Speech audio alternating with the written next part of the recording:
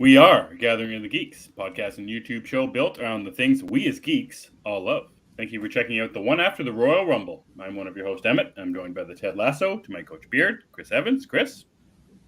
Hey. Gathering of the Geeks is available on YouTube. Wherever you get your podcast, just search Gathering of the Geeks and you will find us. What's up, everybody in the comments already? Phil, Cookie, Eric, Lauren's there. As Eddie popped in for a moment just to say hello. Ian was first at 7:28 p.m. Eastern, I see. That's over an hour and a half ago. Way to come correct there, Ian. That a boy. I hope he enjoys it. Yeah, if he's still here. If not, thanks for just turning a blank screen. Yeah, hoping that hitting that like button as well. That's okay too. Chris, how's it going, man? Right off the hop, we stayed up last night and we watched the Royal Rumble, which was a lot of fun. I'm tired right now because I didn't expect the show to be 4.5 hours long. He is here. Other than that, Chris, how's it going? Good. I'm not too tired, but I'm good. It's been a. You're never tired. Well, you are, but I kind of stay live up tired. that late. That's my secret. I live tired. It's a good week though. I was spent a lot of time reading. Read a lot of stuff. Nothing wrong with that. Yeah. How about you? How are you doing? Other than tired? Yeah, I'm doing well. So yeah, I do want to talk about before we get into our regular what we watched, what we read. This is a kind of an important thing. It is the name of our show. We did watch the Royal Rumble last night. Last night. We pretty much watched the entirety, aside from the pre-show that aired an hour before the show as well. We also didn't watch the news conference after that. But we watched both Rumble matches, the male and female one. We watched the horrible Mountain Dew Pitch Black match. We watched I think it was the Raw Championship match. And then we watched the Roman Reigns and Kevin Owens match as well. We also know some of our friends watched it as well. Chris, I haven't watched a pay-per-view in a little while.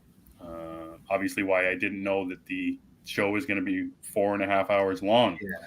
But I watched some Raw, I watched some SmackDown, I watched AEW every once in a while. But it was a lot of fun watching the Royal Rumble. And I also thought the show was quite good this year. And maybe that's just because we kind of had a camaraderie going, talking back and forth, kind of hanging out a little bit with it. But Chris, what was your real experience watching the Royal Rumble? And have you been keeping up with a lot of the pay-per-views that have been recently? Because you and I, you asked me if I was going to watch, and we kind of set this up almost a week ago. And I'm like, I love the Royal Rumble. It's like it's the start of the year. It's that new freshness. You're like, all right, wrestling. Yeah, it's going to be a good year. And then, 6 months or so, maybe even 3 months after a while, they kind of shit the bed and you lose interest after a while. But the Royal Rumble is always like that hope that wrestling is it's gonna be good again this year. Right, it's exciting sometimes. Yeah. Yeah. But no, I don't keep up with anything. I rarely watch it. So this is the first thing I've watched in a long time too.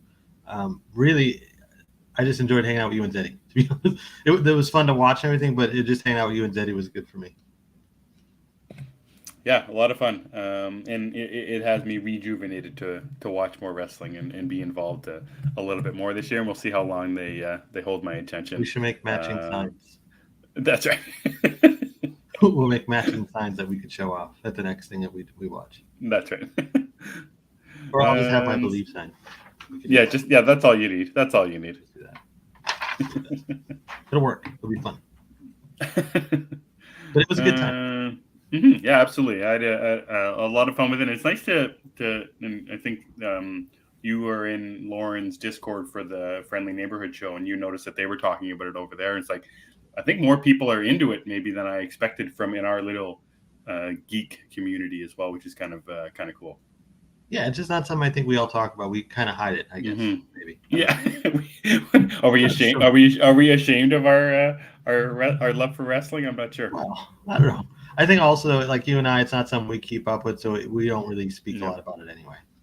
That's true. Hypothetically, this is probably the last time we'll talk about it until next year. Yeah, it's possible. Yeah, it's possible. It's very possible. All right. So, what else did you get up to this week? You said you were reading a bunch. What did you read this week? So this week I read. So Buffy the Vampire Slayer was a big deal. It had a spin-off show called Angel. Some people may not be aware of it, or never watched it. Mm-hmm. There's also a bunch of comics now. Boom Studios has a license, so they do a bunch of different Buffy things. And last year they released a comic based on Angel. That's an Elseworlds title. It was only an 8-issue run, so I read that, and that was pretty good. It was 8 issues. I read all 8 issues this week. I'm pretty proud of myself. I actually committed to something and read it, all of it. Nice. So that was pretty fun. What I love about it is, well, first of all, I love Elseworld stories. When you can tell an Elseworld story, I'm usually in, just because you get such a different version and it doesn't affect the version you already like. So it's a chance to enjoy something else. And that's what it is. It takes place in a universe where Buffy does not exist at that point. Ooh, and Angel is on TV. He has a TV series, and he's trying to balance monster slaying in his spare time. How do you mean he has a TV series? He plays himself, or he essentially, yeah. Essentially, he plays himself in the TV. So it's a comic about a vampire playing himself on a TV series. Sure. Okay. And it's 2 arcs, which is unusual for a limited series run.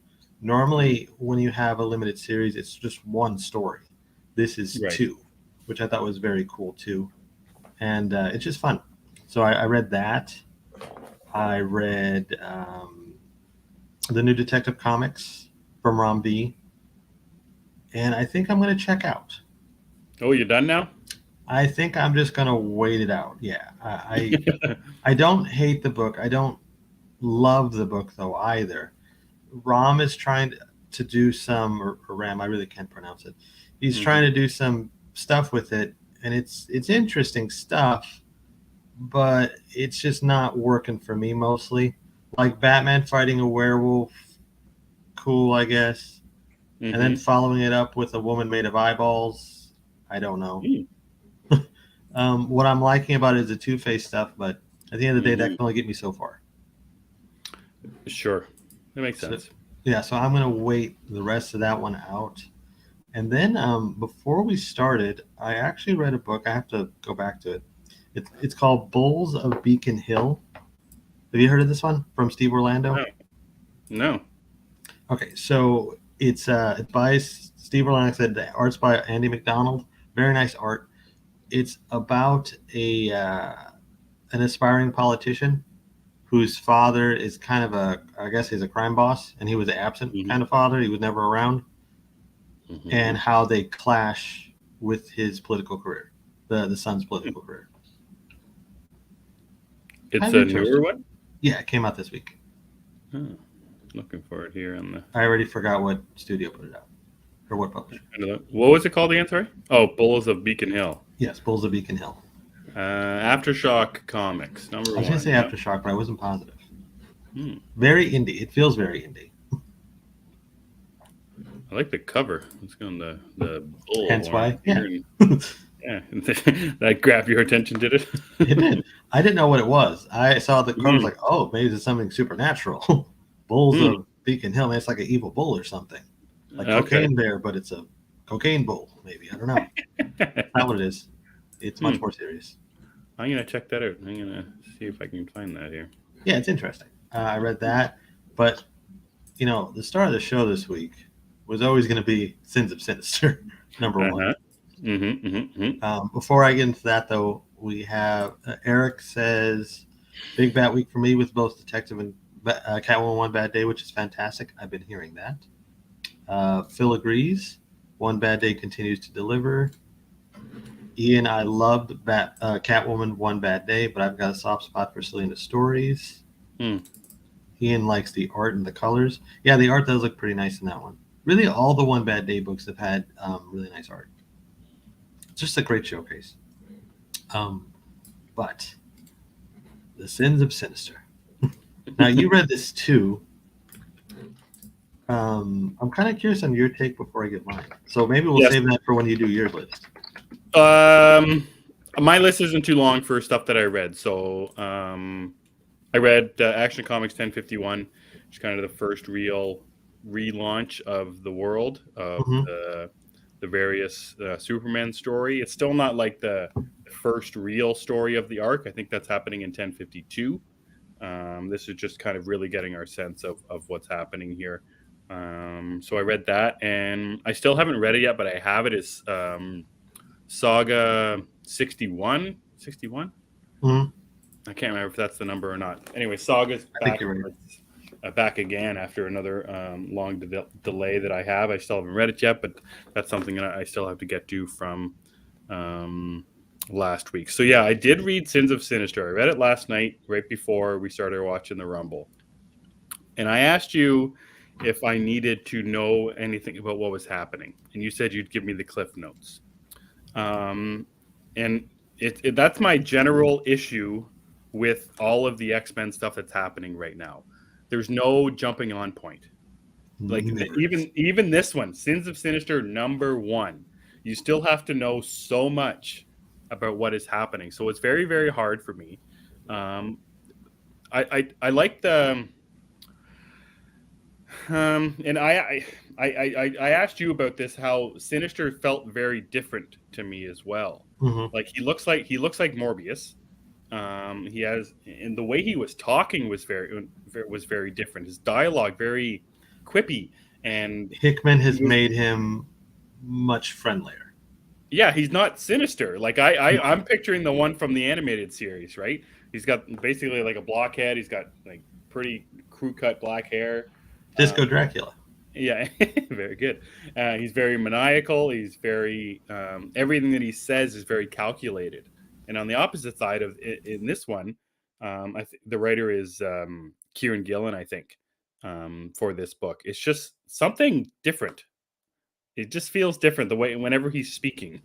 In saying all that, the idea of the multiple clones and him taking over like everyone in the universe is like, whoa, that's an interesting idea. It's fun, and specifically in the moments when they're kind of talking around the, I don't know, whatever it's the Krakoan table or whatever, like the council table, yeah, the council table, and Storm is not having any of it, and she kind of pushes back a little bit. I like that stuff, but it was just such a shock. This Sinister was such a shock from what I knew from basically just the X-Men animated series.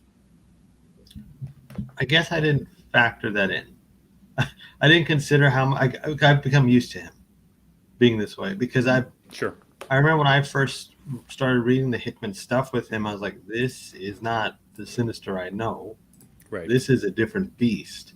But I like this Sinister too. They're two very different flavors, don't get me wrong. But I do like this version as well because he is more chatty and he's more out there. Mm-hmm. The look is a little different. I kind of prefer the more, I want to say cleaner look. Right. No beard, just a kind of crop top head or whatever you want to call it. Looks like an action figure head. I kind of do prefer that look. I don't even think he has the sharp teeth anymore. I think his teeth are all normal. I don't remember. But yeah, I don't think he had sharp teeth. Not that I can recall. I like the book a lot. What you missed before this in Immortal X-Men, which I think is the only book that touched on it, is Sinister concocted this huge plan to take out the council. Yes. But he had to do it over and over and over. So he kept resetting time. Yeah, the kind of the Marvel kind of catch-up does that. It mentions that in the first. Right, it explains it. Little thing there. So that helped a little bit, but even that, it's like, whoa, you're like, there's big words. It's like, whoa, slow down here, Krakoa. Well, to be honest, that's even when you read it, that's about as clear as it is. I know. Like, I know. Like reading it, I was like, okay, this is cool, but this is hard to latch on to. Mm-hmm. And Sins of Sinister just continues it because they just throw you in. Mm-hmm. It is not a good jumping on point, but I think it's easy enough to understand once you just kind of get the concept. He's got clones. He's infiltrating everybody. Right. That's really the basis of it, and it's going to go on. And I'm hoping it's the end of the Krakoan era. Well, yeah. Okay. So you had mentioned that, and as I'm reading it, there's this idea that once Mr. Sinister is kind of taken over these people, and I think he wants to be more relevant. He wants the X-Men and the mutants to be more relevant and go back to Earth or whatever regular life. He just wants to run the world. So he mentions it's like a broadcast or something. I can't recall what it is, where he says, "Oh, the island is gone. Everything is gone, and whatever that other island is gone." But it all happened really fast. Morocco was on Mars. Right. So I wasn't sure if it was actually gone or not. because they kind of go through it pretty quick about Krakoa being gone, and I can't recall if that actually happened in the comic, because like you're saying, you're expecting this to end through a Krakoan era of X-Men, but I wasn't sure in the book if Krakoa is actually gone, or did he just say that it was gone? No, Krakoa is still there for now, but he damaged Krakoa. Right. This is about to sound really weird. Krakoa is kind of controlled by a tree. Uh-huh. He damaged the tree. The other thing is, however, which is Rocco, that's on Mars. I believe that colony is gone, but it's gone in the timeline that he's created. It's about to get extremely confusing, especially when you see like the hybrid characters like Beast and Colossus are one. Right. There's a Wolverine and Nightcrawler. I forgot who else there is. Yeah, and so the book had me for a lot of it, and then I still didn't. Yeah, it was also hard to understand who some of the characters were as well for me. That's another thing Hickman's done. He has unleashed the characters you never knew into the never knew. profile. Yeah, like, and I get it. That's another thing that the book tries to do, much like with the Last Time On. They put the characters in the little Last Time On. Yeah, like it's got Mr. Sinister, a picture of him, and Emma Frost. It's got Exodus. I have no idea how that is. Forge, not really. That kind of thing. So even just seeing some of them on the page was hard. And then there's this whole the year thing. Plus 10 years minus whatever, which was fine. I was putting that together, but then by the end of the book, it shows you like the grand scheme of the crossover event here. It's like, oh, I already can't do it. That's what was so frustrating about the Krakoa X-Men books. Like, so you get Sins of Sinister last week, and then there's year 10, there's year 100, and there's year 1000. And it's just like, what is happening to my brain right now?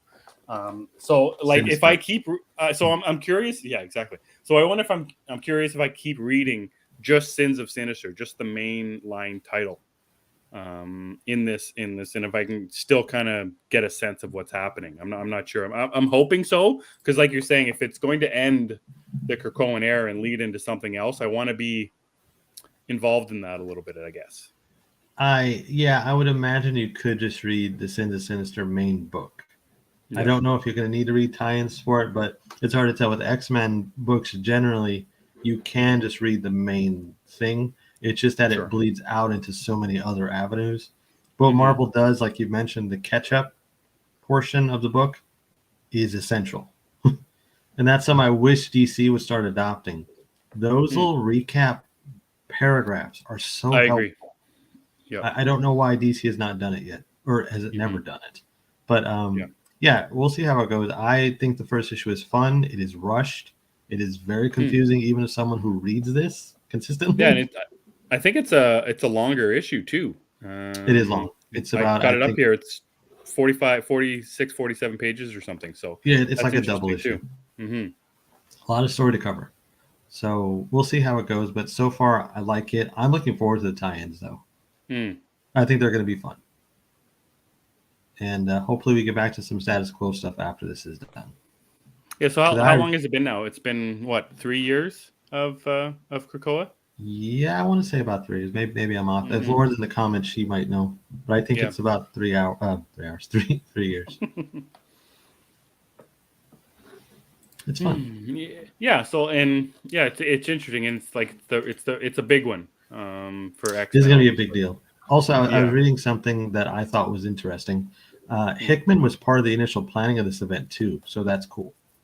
He's not writing? Is he still writing X-Men? No, he left to go do some creator-owned stuff. He's been gone for a little while. So now X-Men is run by like a brain trust or something. But his ideas are still there, and this apparently he was part of the ground floor. So that's good.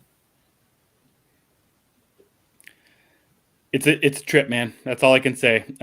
So it's almost one like it's most of the time I don't read the past issue before I read the next issue in something, but this is something I'm gonna have to read, even with the small Marvel explanation thing. It's not gonna help. It's just Yeah, it's and Unless you go back, coming to you, I guess. So unless you go back to Immortal X-Men #1, I don't know if it'll really help. And even then, there's seeds of this in House and Powers of X. Jesus. So yeah, it's X-Men. It's what we do. What? Yeah. What we do. You are one of them. You are one of them, Chris. We are Groot and we are mutants. So that's Sins of Sinister, the big, really first event of the year as well. X-Men kind of started it off. It is. Well, Lazarus Planet was this week too. Yeah, it's not very good. I have seen no one talking about Lazarus Planet. I can't remember what I read from it. Was this the first issue of something Lazarus Planet? This is the first issue. I didn't see too many big. I thought there was another one. I thought there was a different one. Maybe I'm wrong. So the one this week was Lazarus Planet. We Once Were Gods. Yeah, there's that one. I thought there was another one the week before. Maybe there was. I don't remember. I haven't seen too many indies with the #1 this week. I was kind of disappointed in that. There was something called Inferno Girl Red. Did you check that out? Yeah. No, I didn't. That's the Radiant Black series. Oh, is that okay? I started reading it and I was so lost. Yeah, I was so lost. I was like, this looks really pretty, but what am I reading? Yeah, so it's exploded beyond. Like there's Radiant Black, there's Radiant Red, and then there's the Inferno stuff that's new now. So have you ever got into the Radiant Black stuff? So I read the first couple issues. I feel like it's like 3 years old now, and I liked it. It felt like it's been a while. So I really did like it, and then eventually I just dropped off of it. Maybe it was on a break for a while, and then I never got back into it. And I think there was a time where they started releasing the other things, the spin-offs or whatever, where I didn't know they were. It's a universe part of it. Yeah, it's a big universe. It's pretty cool. It's cool. It's like the old comic that could. Absolutely. I did want to read Nightwalkers this week from Cullen Bunn, that the new vampire book, but I haven't been able to find it anywhere. I haven't either. To read. It's from Source Point Press, which is a very small one. So that's probably why. Might have to just order that one. Mm-hmm. I'm getting the impression that's how we get it. Or I'm sure I could read it online like I normally do, but I'm interested. But it's also, but like I think I was talking about this. It's one of those vampirism is a disease thing, which isn't always my go-to. Sure. But I want to check it out. Cullen Bunn usually delivers, and subject matter works for me most of the time, even if it is the, disease type. And the cover's cool. Yeah, that's what you sent it to me months ago. This cover, when it was on pre-order or whatever. So, just based on that cover, which has got a kind of a vampire head within the needle, sticking out from the corner of it there. So, yeah, I'm gonna hopefully get to that and see what one of the best writers in horror has got going on. Always interested in seeing what Cullen. Yeah, he's always writing. He is. That's for sure. What about watching anything? Did you watch anything this week, Chris? I did. Did we talk about Megan last week? No, because I watched Megan this week. Okay. Well, I'm gonna watch it this week too. I watched Megan. I thought that was a lot of fun. I remember seeing the trailer, and first I saw everybody kept posting the GIF of the dance that Megan does. Well, it's a weird kind of looks like a TikTok dance. And so I didn't think it was part of the movie. I thought that was just something people were doing. And then I watched the trailer. It's like, oh, this is in the movie. Okay. And I finally got to see it this week, and it's just a good time. It's not serious at all. It doesn't take itself seriously. Like it understands what it is. This is like modern child's play. Yeah, that's the sense that I got about what it was too. So nothing wrong with that. It has more in common with the remake than it does with the original because there's no serial killer, Dembala, give me the power, none of that stuff. So it's all AI, and it's fun. And visually, like the Megan doll, I don't really understand how I don't think it's a kid, or maybe it is a kid. The makeup or whatever, maybe. Yeah, I don't really know what they did there, but whatever it is works, and it's really cool to watch. And the way they move is so robotic at times. Pretty cool. and like so one of the very interesting things, I'm getting tongue tied here. One of the interesting things about it to me is it's almost, you just don't see it. It's a horror movie that hides the horror. I was going to ask you, what kind of blood and guts and gore does it have? None. There's barely any. I mean, I'm not saying you can watch it with like a 5-year-old or something, but it's really kind of clean, I guess. There's not. I'm wondering where the rated R cut is, because I've heard it exists. Oh. And I want to watch it. Because this one surprised, like I said, they hide the horror, but they give you more than enough of what you need to make it work. It's very, very creepy. Megan is creepy. And yeah, it's fun. Also, it's cool to see Allison Williams in something. I think she's underrated.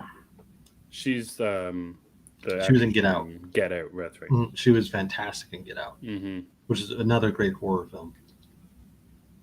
So I'd recommend Megan. Yeah, so I didn't watch Megan last week. I was going to. My daughter wanted to watch Megan or Smile, and she decided on Smile. So she decided on Smile. So we watched that. Shoot, I don't know what day that was. Sometime last week. And it's funny. Phil had his poll up on his Phil at the Movies Twitter account, asking the top 5 horror movies from 2022, and Smile made it into the top 4, and that surprised the heck out of me after seeing the movie. I thought it was just an awful movie. On the flip side of things, the blood and the gore in Smile actually wasn't that bad. Specifically, I think it was the final scene or very close to the final scene. There's something really disgusting that actually works pretty well, but it's the rest of the time with unlikable characters, terrible acting, jump scares. I'm so over jump scares.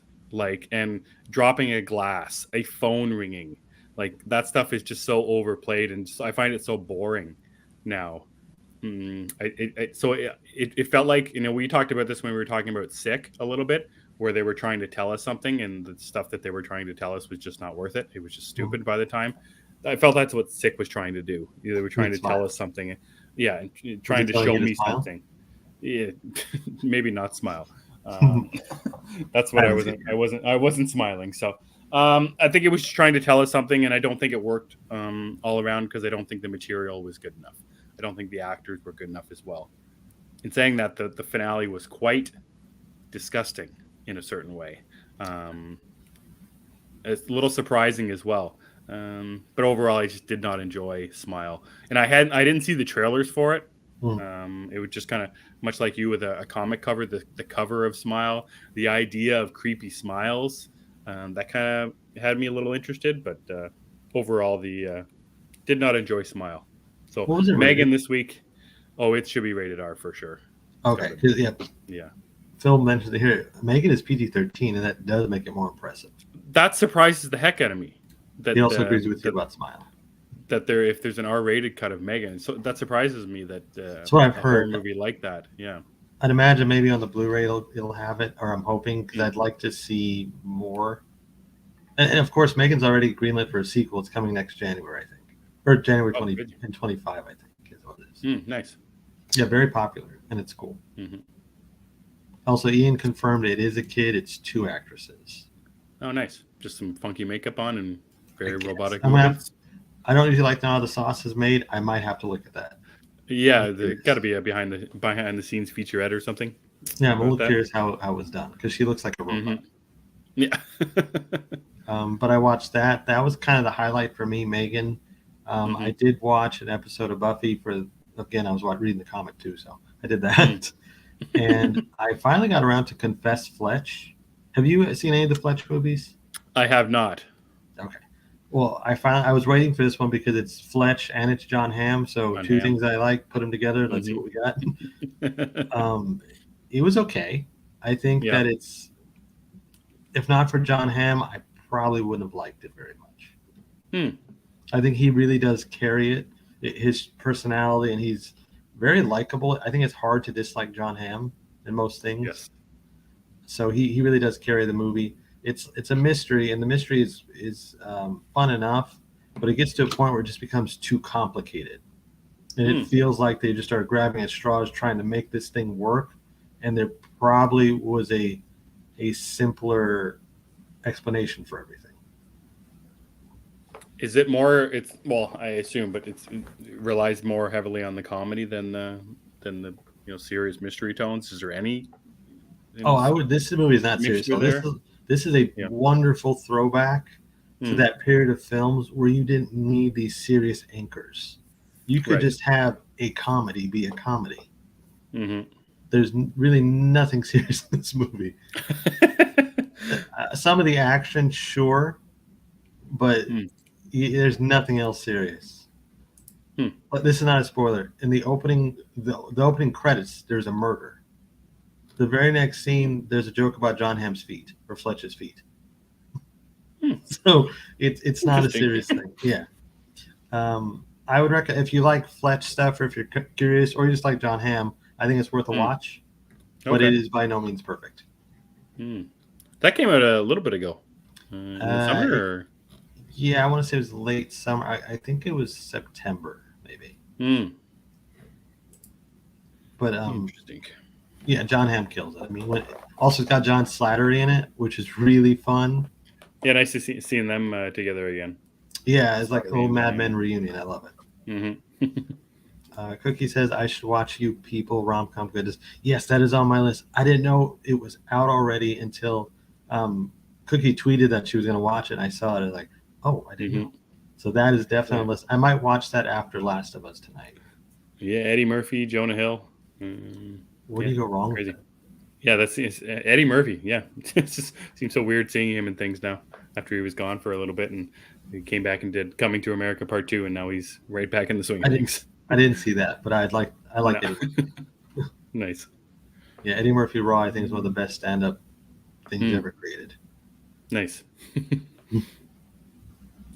Yeah. How many Fletch movies are there? Yeah, and Phil is asking this too, comparing to other Fletch movies. Like, I only thought there was one, but there's more than one? There's two. Okay. There's Fletch and there's Fletch Lives. And now there's this, so there's three. Unless I'm missing one. I like, how does it compare to the other ones? That's a tough one, because I don't remember the other ones as well. I can tell you I like John Hamm's Fletch better than Chevy Chase's. Interesting. I like Chevy Chase and all, but I think John Hamm it works better. And he does the aloof thing better. I think even when Chevy Chase portrayed as a nice guy, he still comes off as a jerk. Maybe that's just me. You don't really get that with John Hamm's version. I didn't know it was a book series too. There's a bunch of books. Holy. Yeah, Fletch is a big deal. Yeah. He's not like a James Bond type character, but he's a big deal. And I imagine they wanted to start a series with John Hamm as Fletch with this one. That's my guess, because I don't know why I can't imagine them just saying, let's do a one-off. I think I read that this one is closer to the books as well in tone and the character. The series was fully rebooted in 2022, Confess with an adaptation of the novel of the same name. So Confess Fletch is the 6th novel in the series. Oh, okay. Interesting. Phil said, yeah, I agree, Phil. Chevy Chase is a strong cup of tea. That's a good way to put it. I like that, Phil. Nice, very, very nice wording there. I like that. He's a strong cup of tea. Even when you think about like Three Amigos, he's the least likable out of the three. Sure. Easily. It's funny considering how you and I talk about this when we talk about Only Murders in the Building, how much we're not high on Martin Short. Oh, I am overall. Well, I thought you weren't though. No, I love Martin Short. Oh, like the movie Clifford is burned into my brain. Okay, I love it's Clifford. me then. It's me then doesn't like Martin Short. Yeah, you're not a Martin Short fan. I love Martin Short. I've been a fan of, I guess, because when I saw Clifford as a child, and I don't think I realized at the time that he was an adult. Right. So Clifford has always been my thing, kind of. And Martin Short. Martin Short and Clifford have always been your kind of thing. Yeah. I like that. Stefan did. Eric says, feel the same way with him in Caddyshack.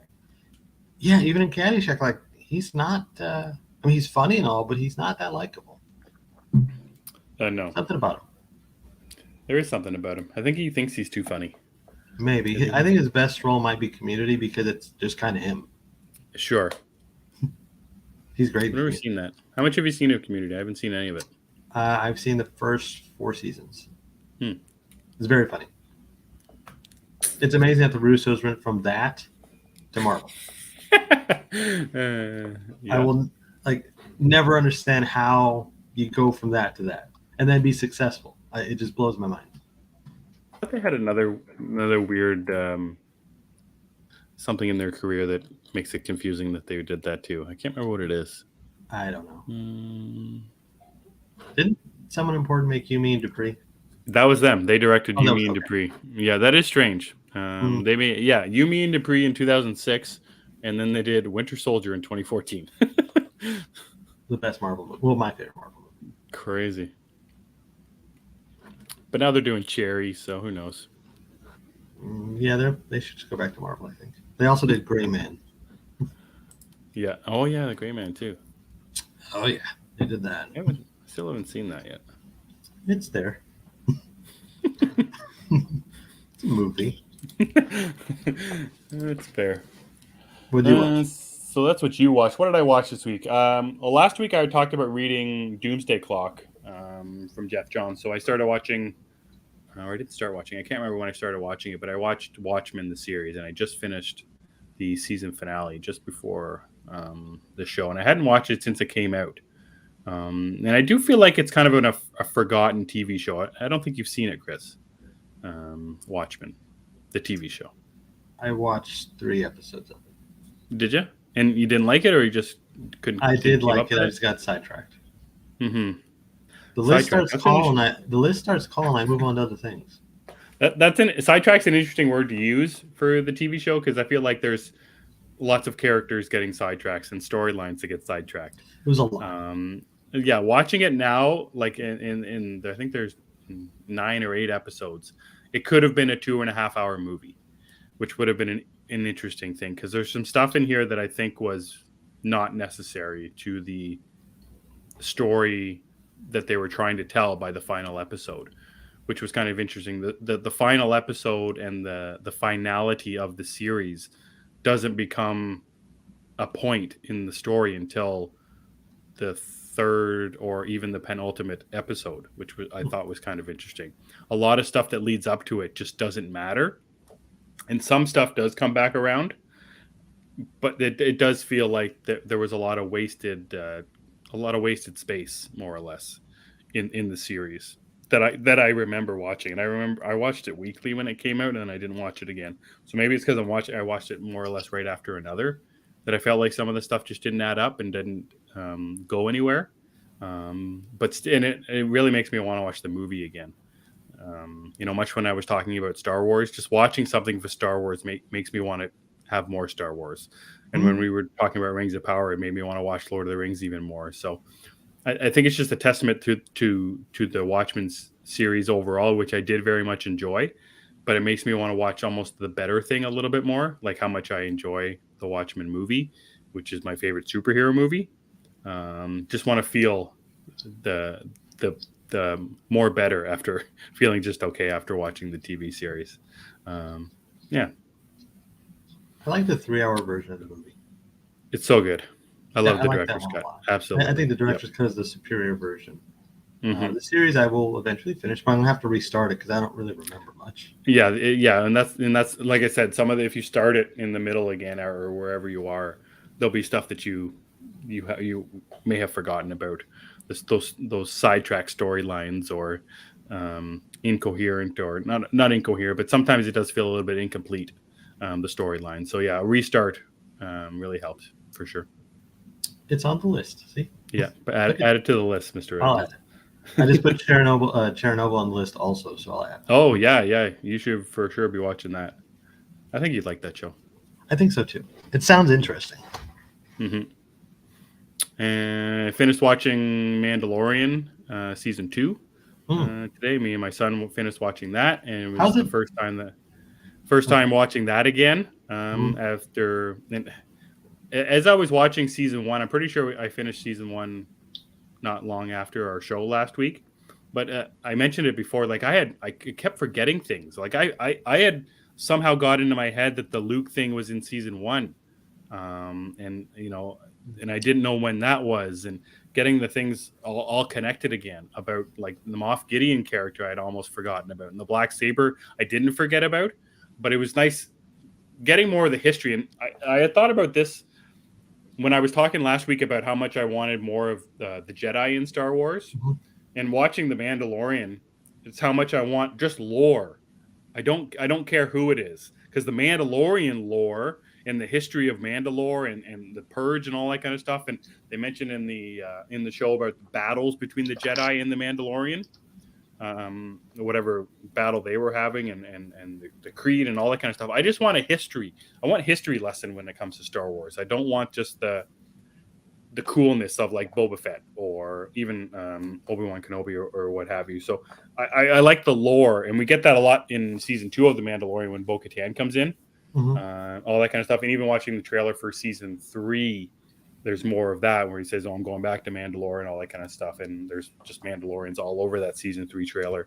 So it was good to get reacquainted with everything. And the other thing that I thought about, and much like I was talking about The Watchmen, there's a lot of sidetrack storylines in The Mandalorian too, like specifically the one with the frog lady and her eggs, when they go down to that planet on the ice and he gets attacked by a spider and they kind of hang around there for a while. So like there's a lot of stuff I could do without, and they could have shortened it in certain ways, but it's just more or less that the lore, the Mandalorian history. I really love the history of Star Wars. I want to go way back in history of Star Wars and learn about all the stuffs that we haven't seen before. And I did say the Jedi last time, but I'm okay with more Mandalore stuff and more Mandalorian stuff as well.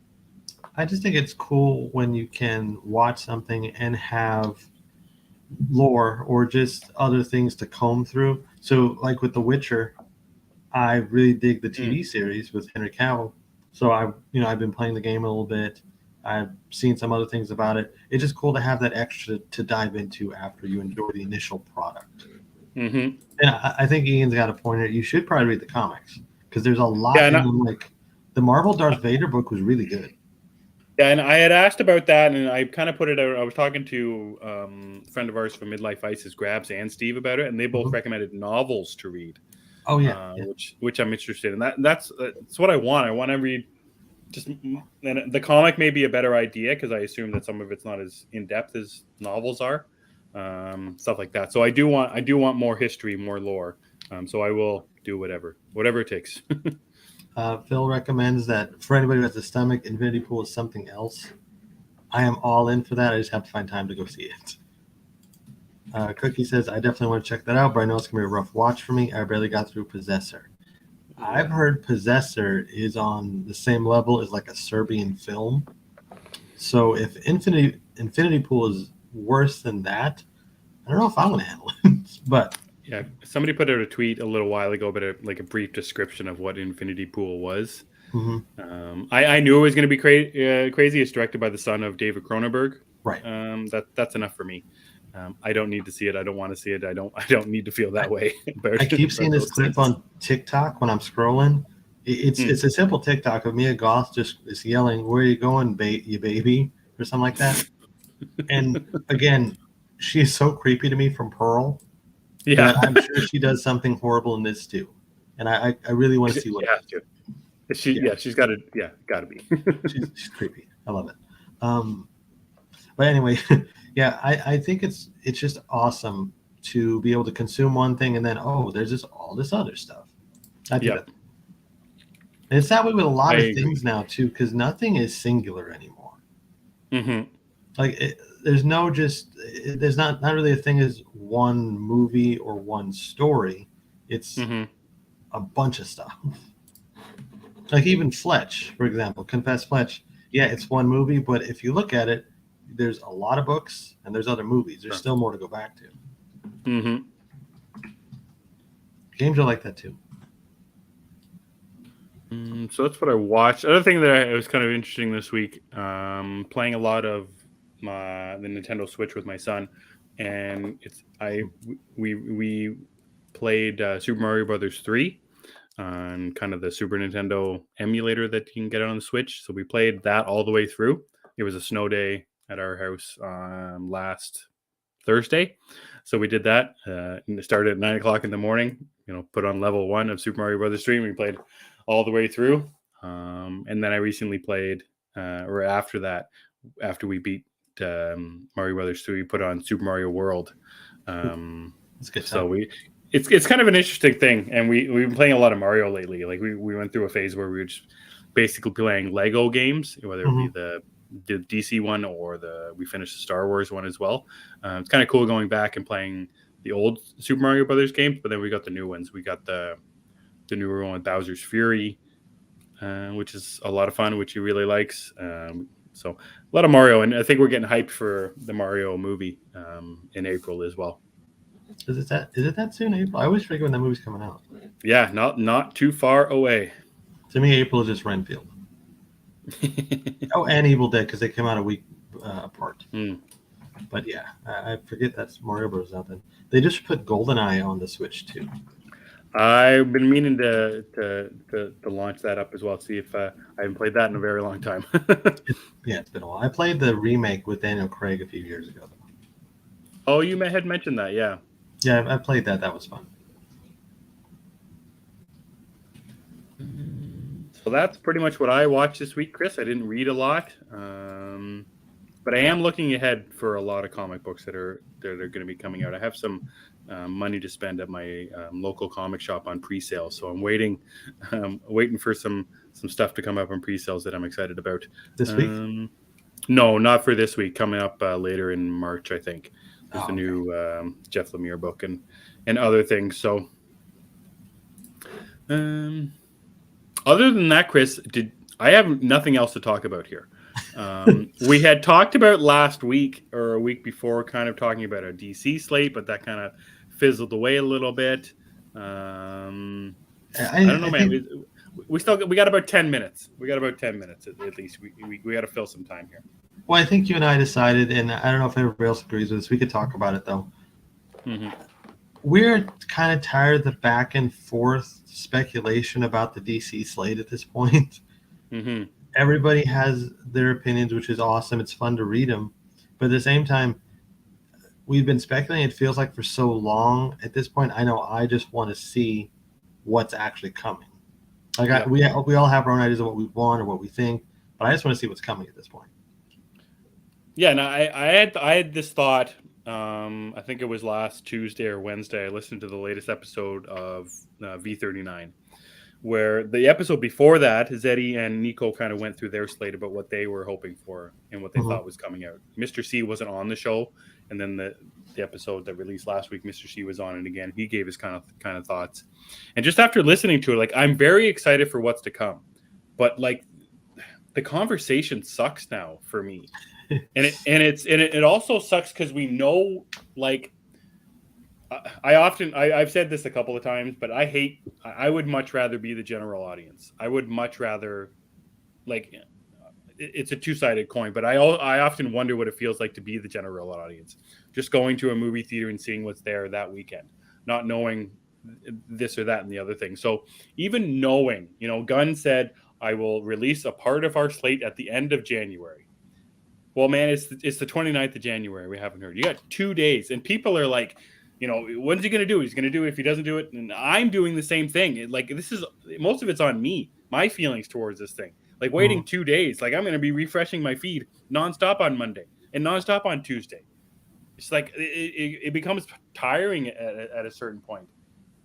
And maybe it's because I lean very much DC. Like, I just read Sins of Sinister and have no idea what's happening in X-Men.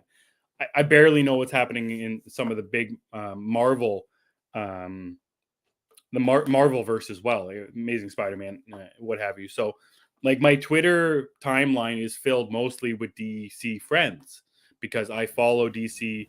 And people who have podcasts about DC, that kind of thing. So it's on me as well. For my Twitter feed is nonstop Gunn, nonstop DC, nonstop Snyder bots, all that kind of stuff. So it's more on me, which is like, it's just relentless of will they, won't they?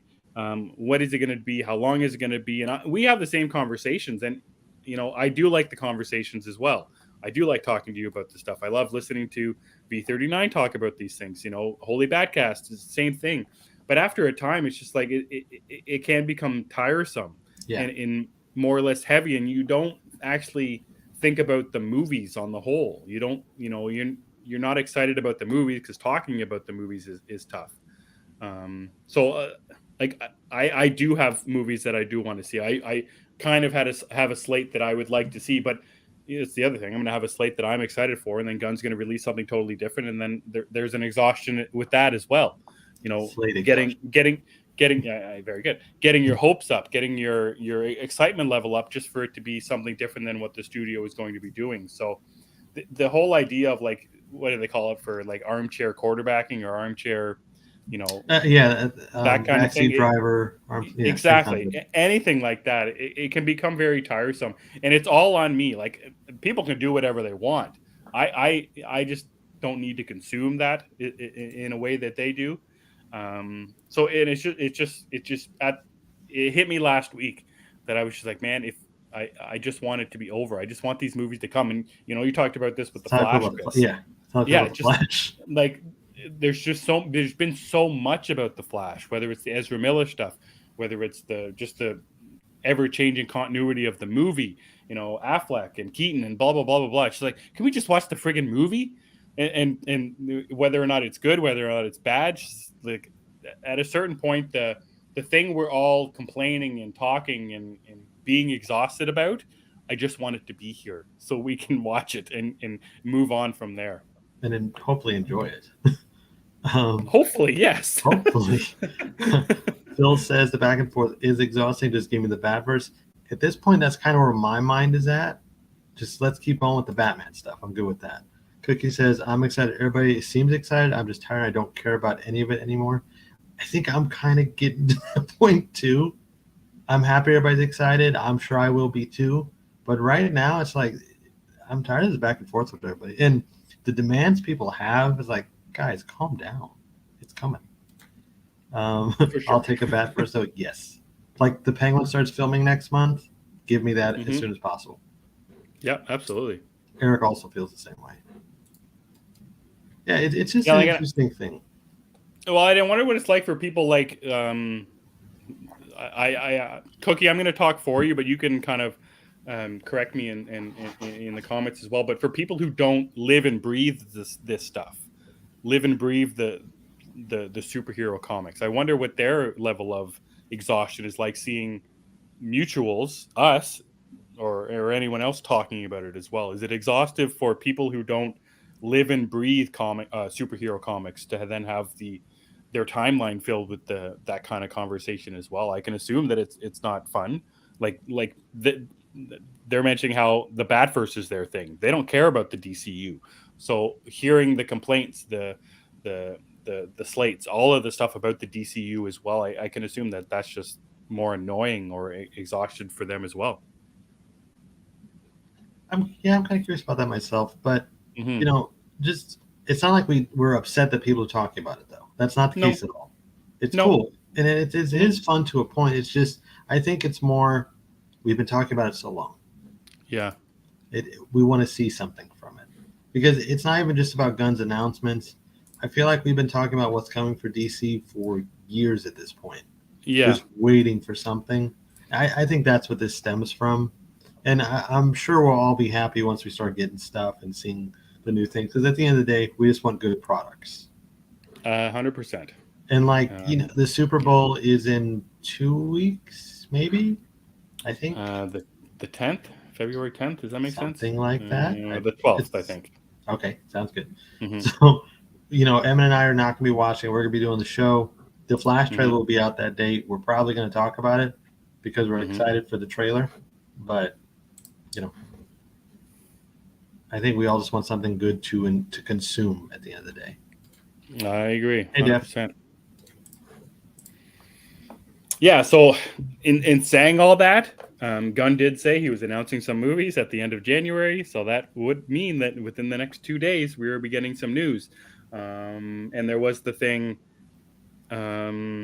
think it was announced maybe on Friday about DC or WB kind of doing a D23 version of their product in May at Madison Square Garden. So who knows if we're going to get a little bit now and then more in May? Who knows what's going to be happening? So wait and see, and kind of temper my expectations about how I consume things and how I, control what I know that will exhaust me as well. I think it is going to be an interesting thing for me going forward.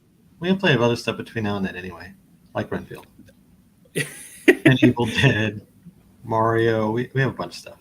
And that's the thing I often say, and we were talking about this yesterday about movies that are coming out in the summer. I really don't watch a lot of movies in theaters anymore, aside from movies that I go to with my family or movies that I want to then talk about with you. So like I'm going to see Shazam in March, just so I can have conversations with you and friends about it. But it's not something that I wouldn't be able to wait for. So it's going to be interesting, even with stuff that's going to be coming like Renfield. I'm if I'm going to kind of make as begrudgingly as and gritting my teeth as possible about going to the theater a little bit more this year, to see some certain things that are coming out other than DC, just to be more in the conversation with some stuff. Because I felt like by the end of 2022, catching up on a lot of things that I had missed and now was watching on streaming, I could have watched those things in theaters as well. So it'll be interesting. Well, I would imagine you want to see Evil Dead Rise, though. Yeah, but it's just I want to enjoy the movie as well, and I feel like I don't enjoy movies in theaters. So that's the give and take that I have. Renfield, Evil Dead, Mario. I'm going to see just because I'll drag my son to it. But I do want to watch more movies this year. I do want to be more involved in. Much like our comic book stuff, Chris. I don't want to just read DC. I want to read the indie stuff, and I want to watch more of the smaller stuff as well. So we also have to watch movies for Zeddy.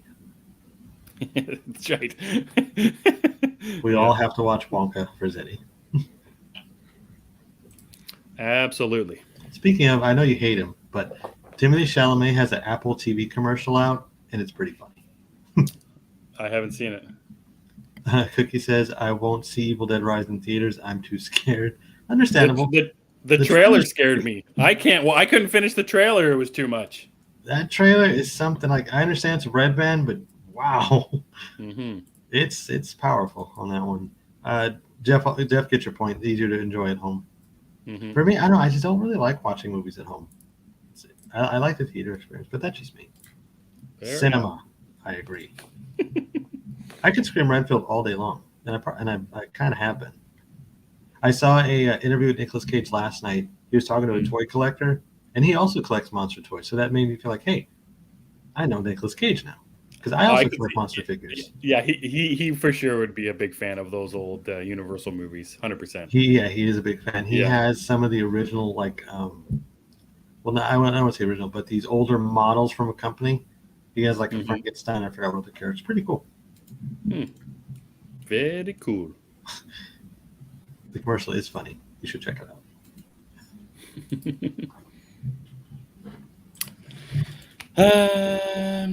See you, Ian. Thanks a lot. We're probably heading out of here too, man. Got some Last of Us to watch.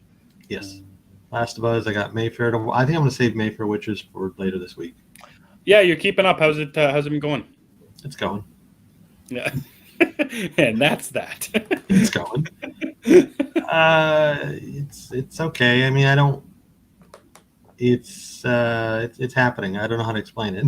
It just. Are you just kind of going along for the ride now? No expectations. Yeah, just pretty much. At this point, I'm waiting to see how they're going to cross over with Interview. Right. That's kind of where I'm at now, because they're not giving me enough to care about in the show itself. I think Cookie's on the same wavelength as you there. Yeah. We talked about it the other day. They're not giving me enough. And like, I was so excited Jack Houston was in something. And I don't really get what his purpose is in this show. Apparently he's not like the book at all, and that's got a lot of fans riled up. I don't know. It's not Interview. So I'm just kind of waiting. I'm along for the ride, waiting to see how they cross over. What do you think about the idea that they could have switched orders of release? Like, I know they were trying to build this immortal universe, so maybe I think that would have been a bad idea. Yeah, putting the best thing first. Yeah, because like the Mummy with Tom Cruise came out, and then we didn't have any more Dark Right. Universe. Sure. That's kind of what I'm thinking here. Mm-hmm. Well, and considering I think I read that the first episode of Mayfair, which is outdrew the first episode of Interview. It did, because they've advertised it much more. Mm-hmm. I guess witches are easier to, or need more of a selling than the vampire stuff. I don't know. But yeah, I won't get to that time. I'm probably gonna watch that rom-com and Last of Us. There you go. Yeah, Last of Us and then the rom-com, I think. Yeah, that's the idea. Is the order. I need the emotional bleach. Because tonight is also the longest. I think we said this on the podcast too. Tonight's supposedly the longest episode of the series or the season. I've been meaning to look at that actually. It would still be running if it's still. That's true. Well, it'll be on the app though. I think. Yeah. HBO Max. It's an hour and 16 minutes. So yep. Oh, that's not the longest then.